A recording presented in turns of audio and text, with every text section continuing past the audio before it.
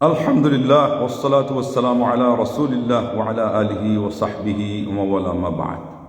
সম্মানিত দর্শক শ্রোতা, আজকে আপনাদের সামনে ইসলামী সাহিত্যের এমন কিছু দিক নিয়ে আলোচনা করা হবে যেই দিকে আলেম ওলামাদের সর্বপ্রথম পারঙ্গমতা অর্জন করা প্রয়োজন।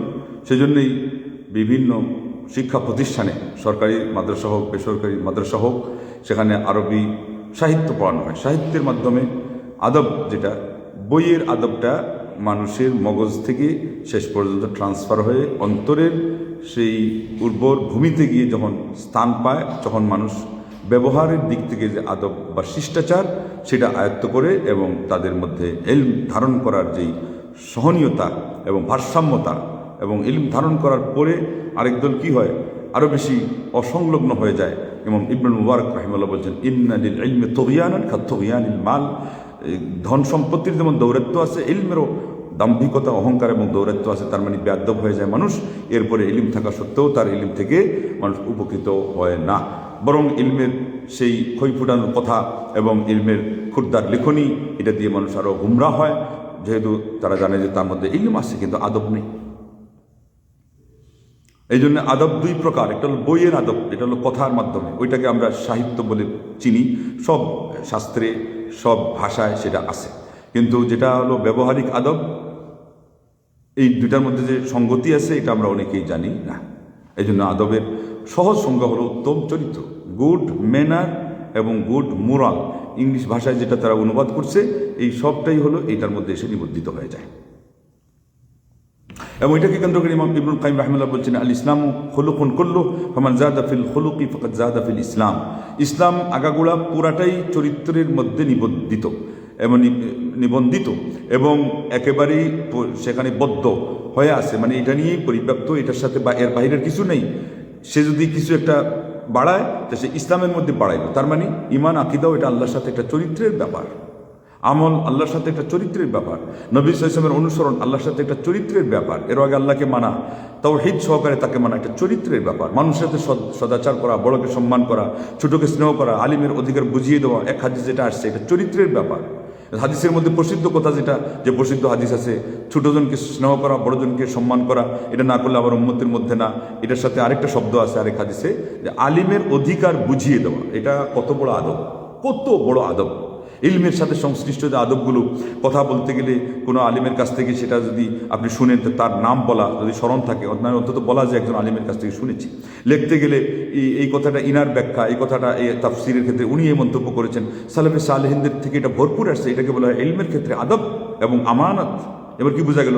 ওই যে আদব দিয়ে যে আখলাক, এখন আখলাকের মধ্যে আমানতটাও ঢুকে গেল। তাই যার আমানত আছে তার আদব আছে, যার সুন্দর চরিত্র, উত্তম চরিত্র আছে তার আদব আছে। এই জন্য আল্লাহ নবী সাল্লাল্লাহু আলাইহি ওয়াসাল্লাম বলছেন, লা দীনা লা ঈমানা লিমান লা আমানাতা লাহু ওয়া লা দীনা লিমান লা আহদা লাহু। যার আমানতদারি নেই তার দিন নেই, ঈমান নেই। আর যার অঙ্গীকার, ওয়াদা, এগুলোর সম্মানবোধ নাই, রক্ষা করার কোনো মানসিকতা বা যোগ্যতা নাই, তার কোনো দিন নেই। লা ইলাহা ইল্লাল্লাহ।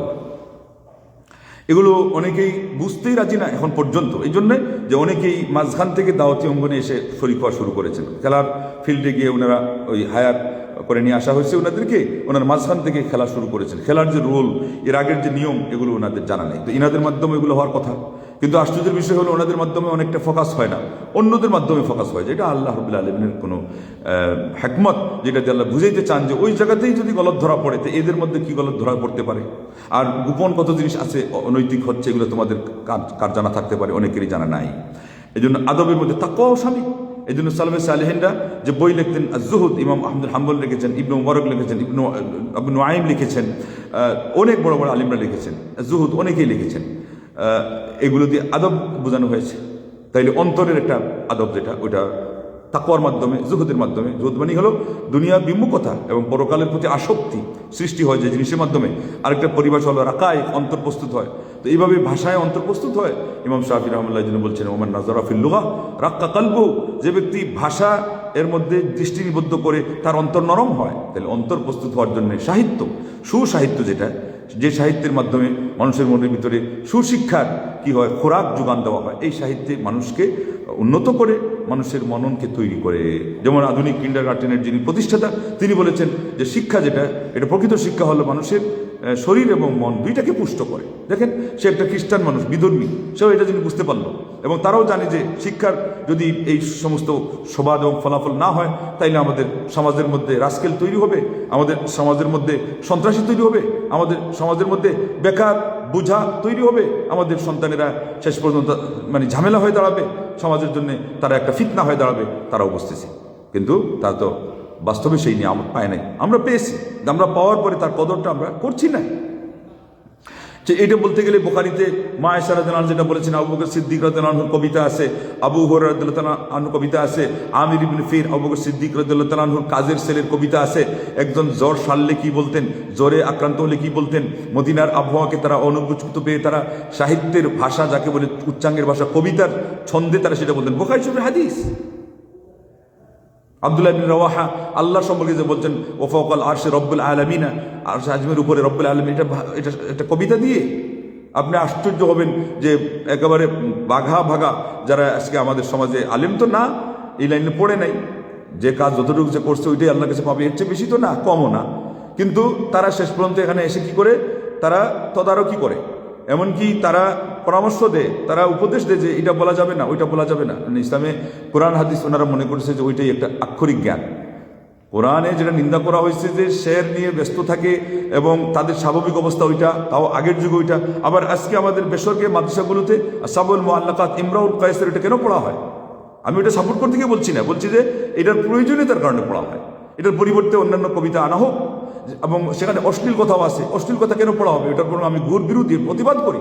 কিন্তু সাহিত্য যারা অস্বীকার করে তাদের এখানে অবশ্যই বিবেচনার বিষয় আছে, তারা কিছু জিনিস শিখবে, তারা শুনবে, তাহলে পরে তাদের মধ্যে কি আসবে, তাদের মধ্যে আপনার ইসলামের যেই বুঝ, এটার মধ্যে সৌন্দর্য আসবে এবং সমন্বয়ের অনুভূতি সেটা আসবে, এবং ইলিম ধারণ করার আসল ঘটনা হলো যে ইনফ্রাস্ট্রাকচার যেটা এটা তৈরি হবে। এছাড়া তো ইলিম ধারণ করাই হয়নি, দাওয়াত চলছে, তো এখানে বরকত কীভাবে হবে? বাহ্যিক হবে, কিন্তু এখানে মাঝখানে কোন জায়গায় কি অ্যাক্সিডেন্ট, কোন ক্ষতি হয়ে যেতে পারে, এটা আল্লাহ ছাড়া কেউ জানে না। এই সাহিত্য চর্চা তাদের মুখ্যম বিষয় ছিল না, কিন্তু মা আয়েশা রাদিয়াল্লাহু আনহা কি করেছেন, লবিদ ইবনে আসিমের 1000 কবিতা গুচ্ছ তার মুখস্থ ছিল, এবং গুনগুনিয়ে বলতেন যে মা তাল্লাযিনা ইউআশু ফি আকনাবিহিম ওয়া বাকিতু ফি জিলদিন খালাফিন কা জিলদিন আজরাবি। আজকে আমার ওটা বিষয় না, বিষয় কি বিক্ষিপ্ত হয়ে যাবে, জন্য যাচ্ছি না, শুধুমাত্র একটা সিন বলেই এরপরে আমার আসল বিষয় যাচ্ছি। সেটা হলো ইমাম শাফি রাহমাহুল্লাহ আহমদ বিন হাম্বল রাহিমাহুল্লাহর সামনে গিয়ে কি বললেন, ওহিব্বুস সালিহিনা, কিসের মাধ্যমে? কবিতার ছন্দে, সাহিত্য। ওহিব্বুস সালিহিনা ওয়া লাস্তু মিনহুম লাআল্লি আন আনালা বিহিম শাফাআহ ওয়া আকরাহু মান তিজারাতুল মাআসি ওয়া ইন কুন্না সাওয়িয়িনা ফিল বিদআহ। আমি ভালো মানুষকে মহব্বত করি, এটা কিন্তু ইমাম আহমদ বিন হাম্বলকে উদ্দেশ্য করে বলতেছি। আল্লাহু আকবার। যদিও আমি নেক মানুষ না, নেক মানুষকে মহব্বত করি, যদিও আমি নিজে নেক না। আল্লাহু আকবার। হতে পারে এটার মাধ্যমে কাল কিয়ামতের দিন তাদের সুপারিশ পেয়ে যাব। হাসান বসরি বলছেন যে ভালো মানুষকে বন্ধু বানাও, কারণ ফাইন্না লাহুম ইনদাল্লাহি শাফাআহ, কিয়ামতের দিন তারা সুপারিশ করবে। এটা সাহিত্যের ছলে ইমাম শাফি রাহমাহুল্লাহ পেশ করতেছেন, উনি ভাষাবিদ ছিলেন। এই মুত্তালিবিকে জাহিজ নামক সাহিত্যিক বলেছিল যে আমি অনেকের লেখনী পড়েছি, কিন্তু এই মুত্তালিবির যেই তার লেখনীর যেই শব্দচয়ন এবং গাঁথুনি এবং বিন্যাস, এটা আমি আর কারোর মধ্যে পাইনি। আর ওনার তো আমার একটা বৈশিষ্ট্য ছিল যে উনি স্বাভাবিক কথা বলতে গিয়ে গ্রামাটিক কোনো একটা ভুলও করতেন না, এত বড় অনঙ্গমতা ছিল তার ভাষার মধ্যে। আল্লাহু আকবার। তো ইনি যে ভাষা দিয়ে এটা বললেন, আশ্চর্যের বিষয় হলো ওই ভাষা দিয়ে আহমদ বিন হাম্বল তার ছাত্র, যাকে এতটুকু আরবি ভাষাতে মনে করা হয় না, অথচ উনিও ইবনুল মুবারকের মতো 8টি বিষয়ে বিশেষজ্ঞ ছিলেন, তো ছিল প্রাঙ্গণ। এটা নিয়ে তারা তাদের মূল বিষয় বানাইতেন না, কিন্তু এটা নিয়ে তিনি প্রভাবিত হইতেন। তার একটা প্রমাণ হলো, একদিন একজন তার কাছ থেকে উঠে চলে গেছে, এরপর দরজা লাগিয়ে এসে কাঁদতেছে, ফুফা করে কাঁদতেছে। তারপরে তিনি দরজার কাছে গিয়ে কান লাগিয়ে শুনতেছেন, সে বলতেছে যে ইযা মা খালাউতা মিন দাহরিকা ইয়াওমান ফালা তাকুল খালাউতু ওয়ালাকিন কুল আলাইয়া রাকিবু ওয়ালা তাহসাবানাল্লাহা গাফিলান সাআতান ওয়ালা আন্নামা ইউখফা আলাইহি ইয়াকিবু। তার সারমর্ম হলো যে একা পড়ে গেলে নিজেকে একা মনে করো না, বরং আল্লাহ দেখতেছেন এই কথা মনে করো। তখন ইমাম আহমদ বিন হাম্বল রাহিমাহুল্লাহ বরং এটার মধ্যে প্রভাবিত হয়ে তিনি এটা শুনে এটা নিয়ে প্রভাবিত হয়ে গুনগুনাচ্ছেন, আওড়াচ্ছেন, এবং তিনি কান্নায় একেবারে ফেটে পড়েছেন। সাহিত্যের প্রভাব, সুসাহিত্য যাকে বলা হয়, এখানে আপনারা দেখেন। তারপরে জবাবে আহমদ বিন হাম্বল এই জায়গায় কি বললেন, তুহিব্বুস সালিহিনা ওয়া আনতা মিনহুম রাফিকুল কওমি ইয়ালহাকু বিল জামাআহ। ইমাম শাফি, আপনি আমার উস্তাদ, আপনি তো সৎ মানুষকে ভালোবাসেন বলতেছেন, আপনি তো তাদের অন্তর্ভুক্ত, বরং আপনি তাদের শীর্ষে, আপনি রফিকুল কওম, আপনি সজ্জন যারা তাদের সঙ্গী, সেই সফর সঙ্গী আপনি, এই কাফেলার আপনি একজন অন্যতম সদস্য, বরং আপনি শীর্ষস্থানীয়। ইয়ালহাকু বিল জামাআ, যাদেরকে বুঝাচ্ছেন আরো ঊর্ধ্বতন সাহাবা তাবিন তবে তাবেঈন, তাদের সাথে আপনি বরং একাকার হয়ে যাবেন, আপনি তাদের কাফেলায় যুক্ত হয়ে যাবেন, আপনি তাদের কাফেলায় যুক্ত হওয়ার যোগ্য।